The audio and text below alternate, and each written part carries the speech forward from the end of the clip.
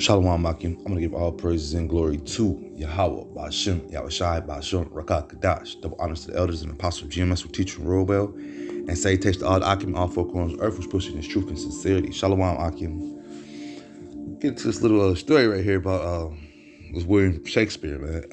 The brother Ra'Allah Yashra Yahushai is coming. Put this nice little article up, and I want to read it. It says, because throughout your lifetime you've always they always tried to prove a picture that Shakespeare was an Edomite, man. You always got depictions of him as an Edomite, so in your mind you think of him as an Edomite, and that's what this devil's done. He's jacked up our minds with these images, man. He plays on us with these images, man, and he knows what he's doing, man.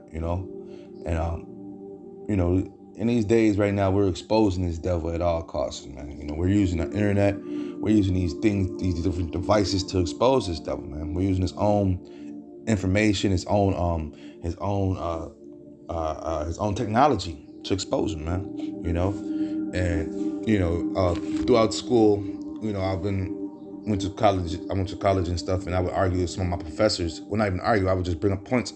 A lot of these guys in history that we're now finding out to be truly were a part of the Israelites, man. They were Israelites, man. They were not Edomites that they try to depict them as, and try to show them as Edomites, man. Controlling and ruling, controlling and doing all these great inventions and making these great stories and great music, all the way from Mozart to Shakespeare to other who else? Some of these so-called leaders in some of these towns, man. They paint angels and being white as Edomites, man. Look at how they've the Renaissance. The Renaissance fair. They came back and they had a rebirth period. And came up all those mountains and he was changing stuff, man. Different angelical images were being changed around this time, man. And so without people around to continue the storytelling, and without some images or relics around, this devil will wipe everything out and just put his face as everything and say that he's done everything and created everything, man. He won't give credit to nobody. And that's how the devil works, man. What he will do is say that these other people were savages and we came and civilized them and stuff like that. He has different ways to tell his side of the story and make it seem like he was always the victim and that he was always coming to help. That's why they call it his story, because he's telling his story, man. So let me read some of this and bring out some verses. This is a mid 20th century depiction of a legendary poet, playwright, and actor, William Shakespeare. Just to add a bit of context on the author who's depicted William Shakespeare in this manner. Peter Quintel was a 20th century English biographer, literal historian, poet, and editor. He wrote and produced many works. For him to depict Shakespeare in this way, it's obvious that he knew something that the majority of the people didn't know about him at this time. The autobiography of Shakespeare, edited by Louis C. Alexander, published in 1911. I remember my father, Richard Shakespeare of Warwick.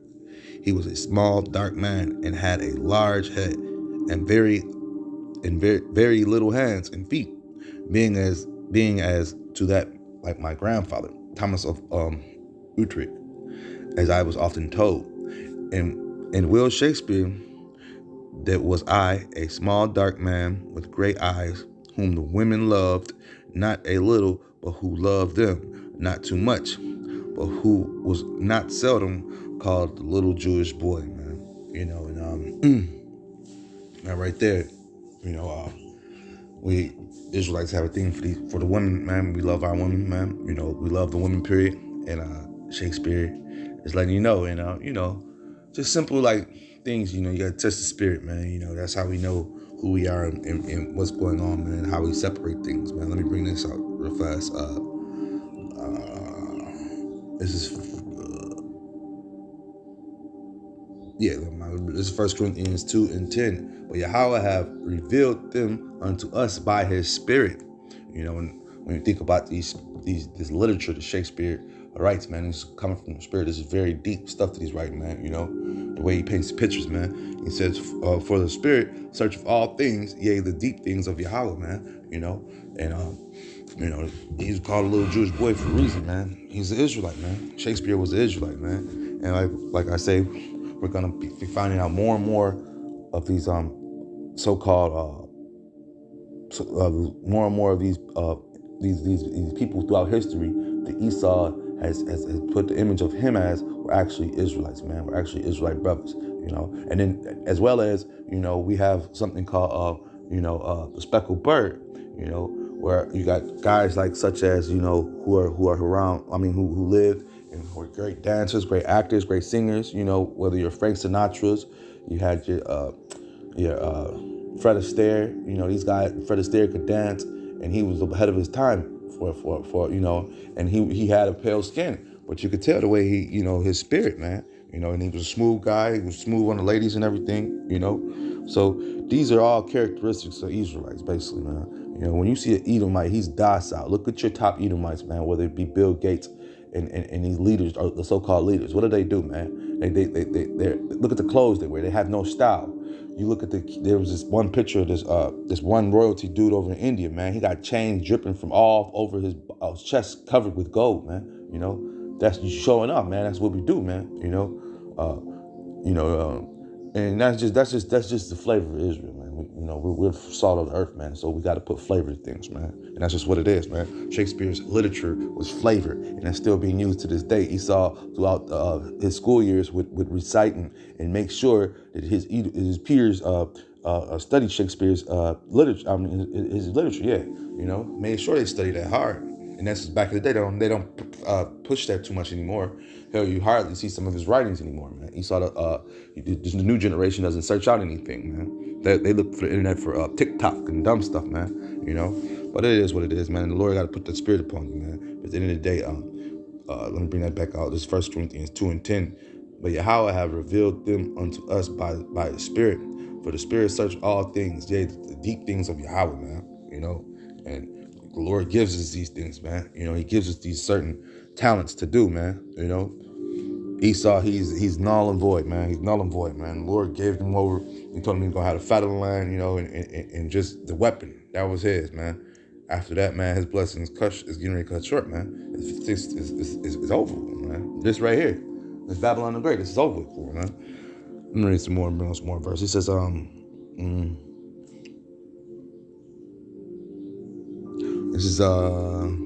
he says, or the little Jew from the midland countries, which made me to fume with anger. For I knew not then, as I did afterwards, that my grandfather, Thomas the Little of Orderic in Holland, had been born a Jew. A portrait of the Sephardic Moorish Jews had immigrated to Holland after the expulsion of Jews in Spain in 1492. So it's highly probable that Shakespeare's ancestry went back to the Moorish Jews of Spain. Shakespeare's sonnet. So, and here's a picture of him. Let me read that little part. The lady, this is quoted by Shakespeare. He said, the dark lady is a woman described in Shakespeare's sonnets, and so called because the poems make it clear that she has black, weary hair and dark brown, dun-colored skin. And here's a English poet published. Oh, this is somebody drew this picture of him in 1963. Oh, this is who wrote the biography of him. So yeah, these things are being revealed right now in these days, man. We're looking, we're joyous, man, because like I said, man, this devil, he's been lying. He done a number on the people, man. He's done a number on our people, man. He says, this is Luke 12:2. For there is nothing covered that shall not be revealed, man. Neither hid that shall not be known, man. In these days and these times, we are revealing and we are knowing who the enemy is of us, man. Who our enemies truly are, man. 2/3 of our people in Esau, man. And them heathens that work with them, man. That are round about with them. Those are our enemies, man, and they're being uncovered. This is Luke 12:2. Uh, for there is nothing covered that shall not be revealed, man. A lot of these lies, a lot. It's over with, man. Once this devil had allowed this internet information just to flow free, that was like that was starting the downfall of him, man. Because we're starting to really see that this devil is, we're starting to paint the picture, and we're really starting to see that he's really just a big deceiver and a big, just liar, man. Yeah, I just wanted to bring this out real quick. Like I said, the brother put this up, and this was, something that I felt like people need to know, especially us doing this truth, because, we've been fed lies for so long, man. And now the truth is going to come about out, man. With that being said, I hope this is edifying. Shalom, Akim.